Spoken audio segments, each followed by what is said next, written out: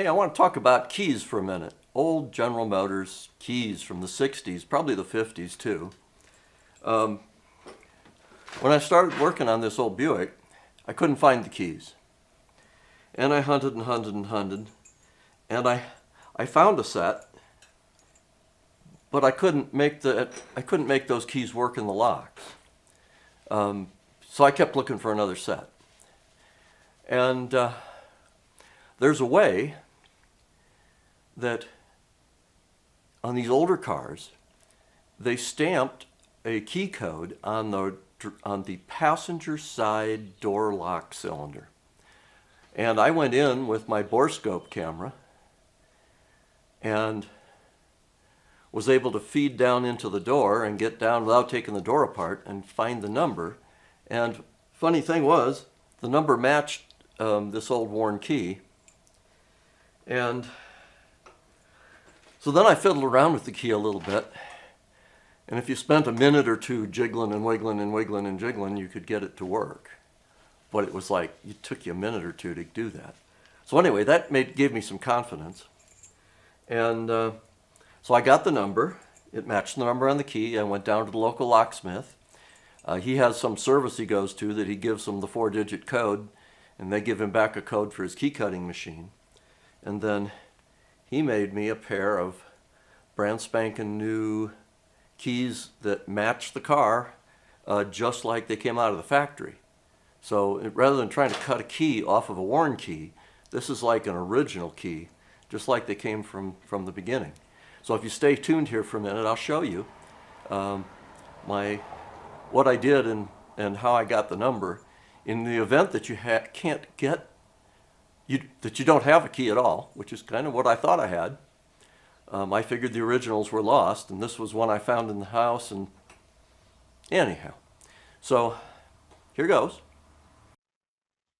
Okay, so I started by opening the front passenger door and rolling the window down all the way.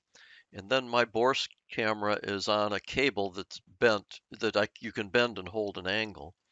So this is looking down inside the door toward the back. And you can see near the top center is the door lock, and the one to the right is the button for the door latch. From this angle, I couldn't see a number. So I had to pull it back out again and take another look.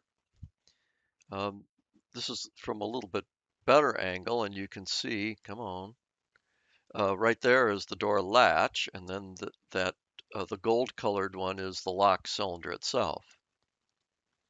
But again, still can't see a number. So I pulled the camera out and I tried to get an angle from the bottom looking upward. I kind of turned the camera cable into a U shape. And with that, you could see here, I could see the bottom of the cylinder. And then I had to bend it a little less than 180 degrees, because it's the number on this particular cylinder was kind of on a 45-degree angle from the bottom. So you can't get it straight from the side, and you couldn't get it straight from the bottom. But once I got those, I could get the 4-digit number off. I know I've got the numbers. I'm blanking out one of the digits so you don't get my whole key code. But this ought to work on, I don't know what years it includes. Probably up to about 1967, and then before, maybe 40s and 50s even. I don't know. But if you need it, take a look and see if you can find the number, and maybe he'll help you out. That's how you get the key code if you need to get it, and then you can take it down to your friendly neighborhood locksmith. And for me, it was $20. It was $19 to cut the first key, and then it was $4 for the other ones. They told me it's like it costs them a certain fee to get into the system and get the code converted, like I say, so their machine will cut it. And so anyway, got a pair of brand new keys. Makes it a whole lot easier working on this Buick. I didn't have a key when I started, but the ignition had been left in the unlocked position and I was able to use the ignition. So now I can do it and lock it and do everything I'm supposed to do and open the doors and the trunk, and everything's off that one key. So hey, thanks for watching, and see you again soon.